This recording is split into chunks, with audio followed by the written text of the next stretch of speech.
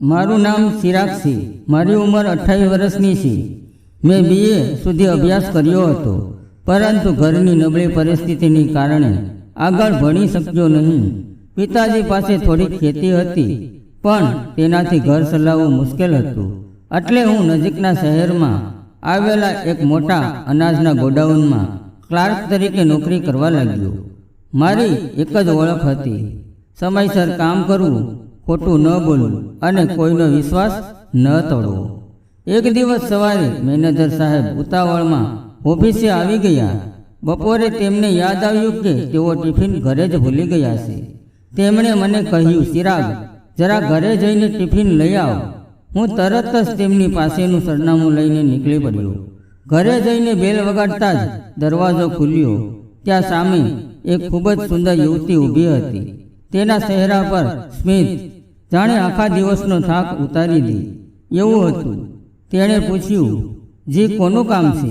હું થોડી ક્ષણ માટે શબ્દ ભૂલી ગયો, પછી સાંભળીને બોલ્યો, હું ગોડાઉનની ઓફિસમાંથી આવ્યો છું, સાહેબનું ટિફિન લેવા આવ્યો છું। તે હળવેથી હસી અને અંદર બેસવા કહ્યું। થોડી વારમાં તેની માતા બહાર આવ્યા અને પ્રેમથી બોલ્યા, ધરતી બેટા, પપ્પાનું ટિફિન લઈને આવો। ત્યારે મને ખબર પડી કે આ યુવતીનું નામ ધરતી છે અને તે મેનેજર સાહેબની દીકરી છે। ધરતીએ ટિફિન મારા હાથમાં આપ્યું। હું પાછો નીકળ્યો ત્યારે અજાણતા પાછળ વળીને જોયું, તે હજુ પણ દરવાજા પાસે ઊભીને મને જોઈ રહી હતી। આ નાની મુલાકાત આખો દિવસ મારા મનમાં ફરતી હતી। બીજા દિવસે સાહેબ બહાર ગયા હતા। અચાનક ઓફિસનો ફોન વાગ્યો। પપ્પા, ઘરે આવો ત્યારે મસાલા લેતા આવજો। મેં હસીને કહ્યું, સાહેબ તો બહાર ગયા છે, હું ચિરાગ બોલું છું। સામેથી તરત જ જવાબ આવ્યો, અરે માફ કરજો। એ અવાજ ઓળખીતો હતો। થોડા દિવસ પછી ધરતી પોતે જ ટિફિન લઈને ઓફિસે આવી। સાહેબ બહાર હતા, એટલે અમે થોડો સમય વાતો કરવા લાગ્યા। તમે કેટલું ભણ્યા છો? તેણે પૂછ્યું। BA સુધી। પછી આગળ કેમ નહીં?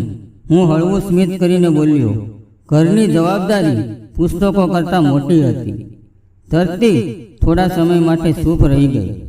તે દિવસે પહેલીવાર મને લાગ્યું કે કોઈ મારા સંઘર્ષને સમજવાનો પ્રયત્ન કરી રહ્યું છે।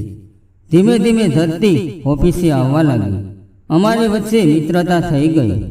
અમે કામની વાતો કરતા, જીવન વિશે ચર્ચા કરતા અને એકબીજાના સપનાઓ જાણતા થયા। પરંતુ હું મારી મર્યાદા ક્યારેય ભૂલ્યો નહીં। એક દિવસ અચાનક મેનેજર સાહેબનો હાઈવે પર અકસ્માત થયો। સમાચાર મળતા જ હું હોસ્પિટલ દોડી ગયો। ડૉક્ટરે કહ્યું કે હાથનું ઓપરેશન કરવું પડશે। હું સતત હોસ્પિટલમાં રહ્યો, પરિવારને હિંમત આપી, દવાઓ લાવ્યો, ઓફિસનું કામ પણ સંભાળ્યું। સાહેબ ઘરે આવ્યા પછી પણ મેં આખું ગોડાઉન એકલા હાથે ચલાવ્યું। થોડા દિવસ પછી ધરતી રોજ ઓફિસે આવવા લાગી। બપોરે ઓફિસ બંધ રહે ત્યારે અમે સાથે ભોજન કરતા। એક દિવસ તેણે કહ્યું, ચિરાગ, આજના સમયમાં કોઈ પોતાના માલિક માટે આટલું નથી કરતું। તમે મારા પપ્પાને પરિવારની જેમ સાચવ્યા। હું કાંઈ બોલ્યો નહીં। થોડીક ક્ષણ પછી તેણે ધીમેથી મારો હાથ પકડીને કહ્યું, મને લાગે છે કે હું તમારા વગર અધૂરી છું। મારું હૃદય જોરથી ધબકવા લાગ્યું। હું જાણતો હતો કે હું તેને પસંદ કરું છું, પણ એ પણ જાણતો હતો કે હું એક સામાન્ય કર્મચારી હતો અને તે મારા માલિકની દીકરી। તે રાત્રે મેં એક મોટો નિર્ણય લીધો। બીજે દિવસે હું સીધો સાહેબના ઘરે ગયો। સાહેબ, હું નોકરી છોડવા આવ્યો છું। તેઓ આશ્ચર્યમાં પડી ગયા। શા માટે? મેં માથું નમાવીને કહ્યું, મને ધરતી પ્રત્યે લાગણી થઈ ગઈ છે।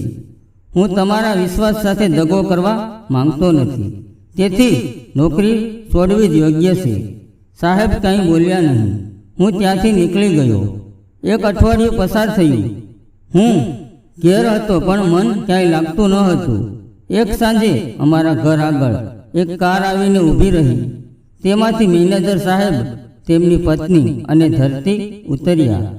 સાહેબે મારી સામે જોઈને કહ્યું, ચિરાગ, જ્યારે હું મુશ્કેલીમાં હતો ત્યારે તું દીકરા કરતાં પણ વધારે મારી સાથે રહ્યો। પછી મારી દીકરીથી દૂર રહેવા માટે તું પોતાની નોકરી પણ છોડી દીધી. તેમની આંખોમાં આંસુ આવી ગયા. તેમણે ધરતીનો હાથ પકડીને મારા હાથમાં મૂક્યો. મને મારી દીકરી માટે પૈસાદાર જમાઈ નથી જોઈએ, મને સારો માણસ જોઈએ.